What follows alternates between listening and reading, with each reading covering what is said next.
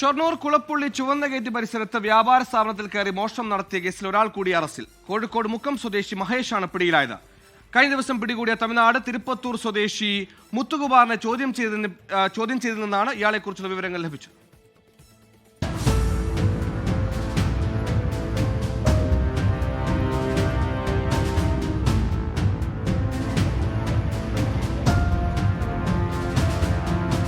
കഴിഞ്ഞ മാസം 22-ന് രാത്രി 11 മണിയോടെ കുളപ്പുള്ളി ചുവന്ന ഗേറ്റിലെ Asian furniture and home appliances എന്ന സ്ഥാപനത്തിൽ 3-അംഗ സംഘം അതിക്രമിച്ചു കയറി മോഷണം നടത്തിയ കേസിലാണ് രണ്ടാമൻ കൂടി ഇന്ന് ഷൊർണൂർ പോലീസിന്റെ പിടിയിലായത്. 3-അംഗ സംഘത്തിലെ 2 പേർ ചേർന്ന് കടയിൽ നിന്നും മോഷ്ടിച്ച സാധനങ്ങൾ സ്ഥാപനത്തിന്റെ മുന്നിൽ കൊണ്ടുവയ്ക്കുകയായിരുന്നു. ഇവയെല്ലാം പ്രതിയായ മഹേഷാണ് വാഹനത്തിൽ കയറ്റിയതെന്നാണ് പ്രതി പോലീസിന് നൽകിയ മൊഴി. മഹേഷിനെ പോലീസ് സ്ഥലത്തെത്തിച്ച് തെളിവെടുപ്പ് നടത്തി.